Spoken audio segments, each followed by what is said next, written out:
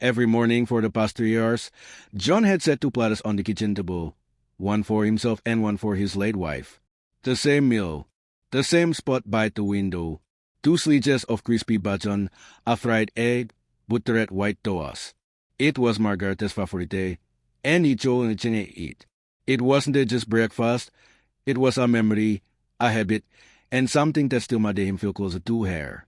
But on a chill Thursday morning in October, everything changed. John stood up after eating, and the room shook. A sharp pain sought behind his eyes. He held onto the back of a chair but lost his balance. Anik bore her to fall and cold 911. At the hospital, doctors discovered an alarming spike in blood pressure and early signs of a stroke, caused in part by that simple breakfast. That's when John began to realize, even habits filled with love can be harmful to us if we ignore our body's silent warnings. And just healthy eating isn't just about food, it's about letting go. John never talked much about what went on his plate. Margaret had always handled the cooking, and after she passed, he just kept making what she used to make. It wasn't about taste or nutrition, it was comfort. Familiarity, a quiet way to say, I still remember you. But what he did to realize was that his body, now 72 and far more sensitive than in his younger days, couldn't handle the same foods anymore. At the hospital, a nurse gently asked what he'd eaten that morning. He listed it off like a memory etched in stone: bacon, eggs, toast, butter. Her expression didn't change, but she jotted something down and left the room. That was the first time John Shallallahu Alaihi Wasallam his breakfast not as love, but as risk. Later that afternoon, a doctor explained it clearly. High sodium and saturated fats, especially in that combination, can increase blood viscosity. For so many years ago, it speaks the risk of stroke almost immediately. John blinked, but if he ate that every day for the decades. The doctor nodded. For the first time, he felt like Margaret's breakfast had betrayed him. Not because of her, of course, but because he'd kept it frozen in time, refusing to adjust. That night, laying in a quiet hospital room, he looked up at the ceiling and whispered, "I'm still here, but maybe I'm not supposed to keep eating like you were here too." The next morning brought a new decision, though one far from easy. The next morning, John sat up in his hospital bed before the sun rose. The air was sterile and dry, but in his mind, he could almost hear the familiar sizzle of bacon in the pan and the soft cling of Margaret's spoon against the coffee mug. Old habits have deep roots, especially when they grow from grief. A nurse walked in with a breakfast tray, oatmeal with berries, a banana, and a small carton of low-fat milk. "Doctor says it's heart smart," she smiled. John looked down. No bacon, no eggs, just beige mousse and a quiet banana. He pushed it aside.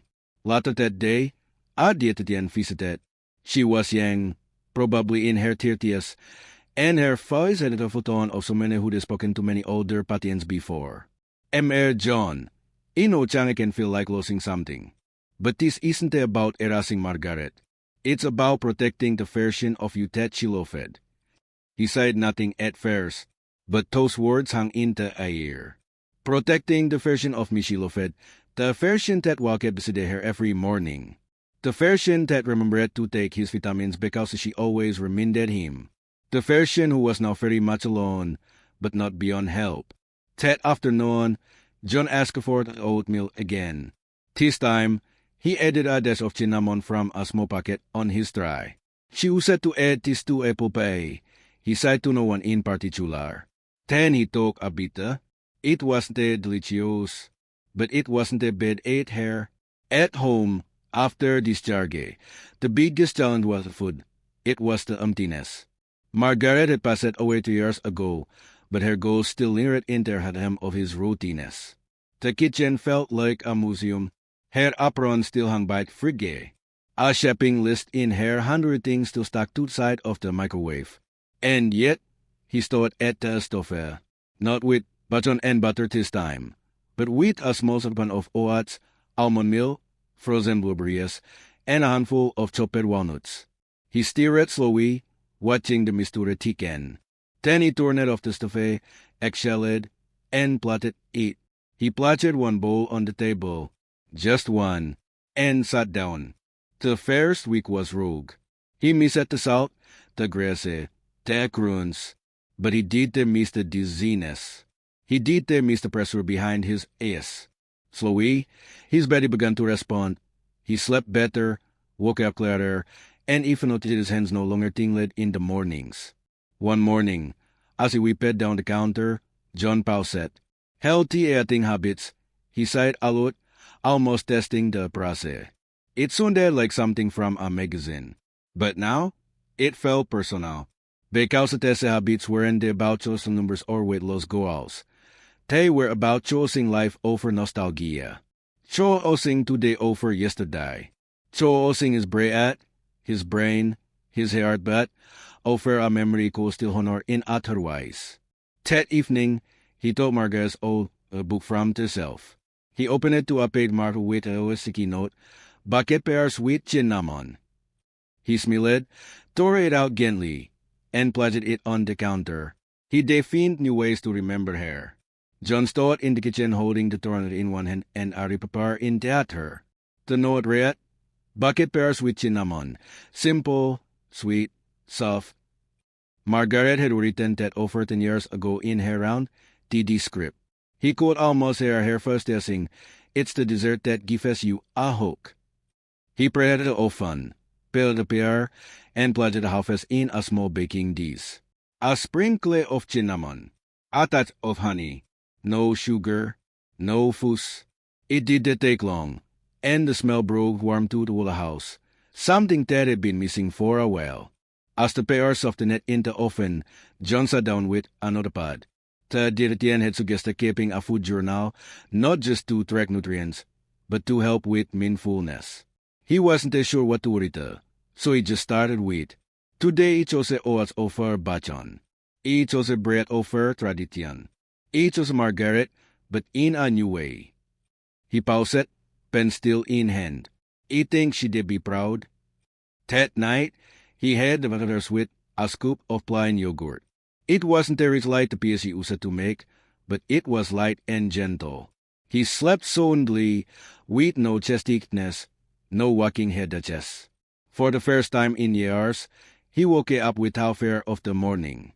The next day, John visited a local farmer's market, a place he hadn't gone since Margaret's passing. Everything reminded him of her, the stand where she bought apples, the men who sold fresh herbs. He wandered slowly, taking in the colors and smells. At a booth with organic vegetables, an older woman next to him was selecting spinach. She turned to him and sighed, "These are the best for morning omelettes." He smiled politely. If I switched to oats lately, she nodded. "Good for the heart? My doctor tells me the same." Then she added, "Takestro ragito change, doesn't it?" John blinked. It wasn't about oats or spinach or cholesterol anymore. It was about that one word, chorage. He bowed the spinach. Back home, John looked at his frigge. Little by little, it had changed. The butter had been replaced by olive oil. The bacon was gone. Burious now life where margarine used to be. His mornings were lighter, not just in calories, but in spirit.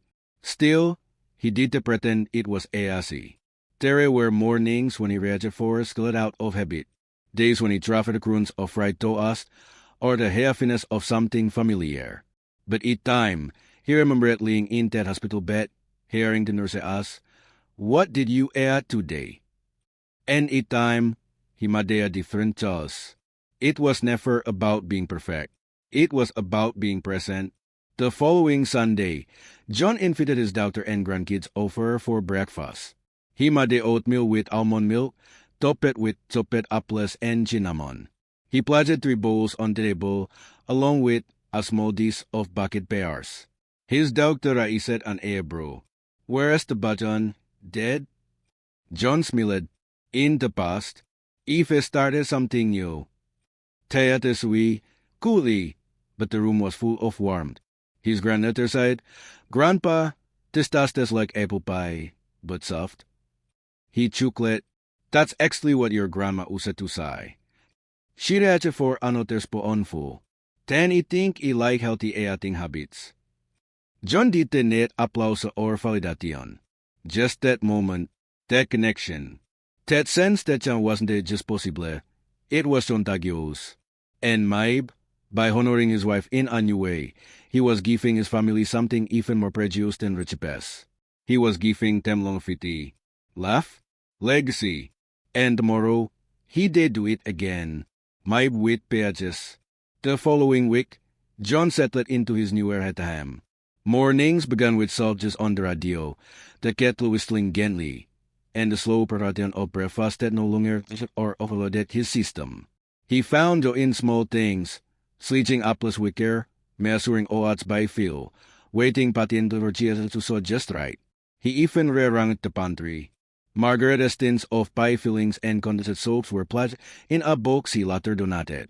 In their place, raw almonds, ground flaxseed, herbal teas. It felt like he was making room, not just on the shelf, but in his life. One morning, after a walk around the block, John opened a photo album.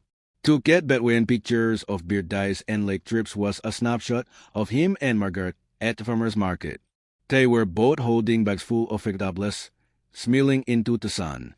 It struck him how alifete both looked, not because of what they ate, but because of who they life. The guitar, present, with intention. Later that day, he wrote a note to himself and stuck it on the fridge. Health is remembering that I'm still here. He didn't mean it dramatically. It was just the truth. In grief, it was easy to fade into memory. But every bowl of oatmeal, every wall, every spoonful of bucket fruit was a quiet declaration. I am here. I chose it today. At church that Sunday, a friend noted his glow. You've been looking good lately, John. New diet? He smiled. You outlook. The two chocolate, but John knew it was different than that. What started as a hospital scar turned into something more sacred, a daily commitment to honor life while honoring love. He hadn't terraced Margaret. He had expanded how he chariot her. He shared the bucket paper with the community bulletin board. To know what read, Margaret's favorite, still soft, still sweet. Below it, he wrote in smaller handwriting, good for the heart, in every way. Each Imade, every sweep of button for Brias, every skip at Salchaker, wasn't it just about lowering his blood pressure? It was about being able to laugh a little longer with his granddaughter, to walk without holding onto walls, to live without the fear of collapsing alone. He understood now that healthy eating habits weren't they about restriction. They were about restoration. Of body, of memory, of meaning. And though Margaret's chair at the table remained empty, the space no longer aged. It welcomed, it remained. He stirred the oatmeal gently next morning, sprinkled cinnamon, and took as it with newspaper folded just right. Tomorrow, he made 3 adding walnuts. John's mornings, clothed by cylinder and salt, had become something else entirely, gentle, rhythmic, restorative. What onje was a painful echo of the past had become a quiet promise to the present. The oatmeal no longer felt like a substitute. It was now his breakfast. The cinnamon did just remind him of Margaret and More. It reminded him that Change could still be sweet. That even in the final chapters of life, new pages could be written. His grandmother started asking to come over on Sundays just for Grandpa's breakfast. She liked the warmth of the kitchen, the smell of apples and oats, the way he made atun while stirring. Onje, she asked if he missed Bachan. He looked at her and sighed, I miss your grandma more, but he thinks she'd be proud of how we're doing things now. She nodded and went back to her thing, not quite understanding, but sensing something sacred. And isn't that the truth? That health isn't it just in numbers or labels, but in how we carry life forward, in how we chose what's dice, and what gently fades. John kept the sticky note on his fridge. Some days he did read it, but it was there, a quiet reminder that healing doesn't mean forgetting, it means remembering differently. He never gave a speech, never called it a lifestyle change. He just life, and that, more than anything, kept him well. If you've ever held on to a habit, not because it served you, but because it reminded you of someone you love, you were not alone. Maybe today's the day you try something just a little different. A new breakfast, a softer recipe, a shift in how you use the table in front of you. If this story touched something in you, just comment the number 8. No need to say more. I'll know you were here. And if you are ready for more gentle stories like this, honest that don't show it, but understand, subscribe. To the next morning, as life filtered through the curtains, John stood by with a quiet calm.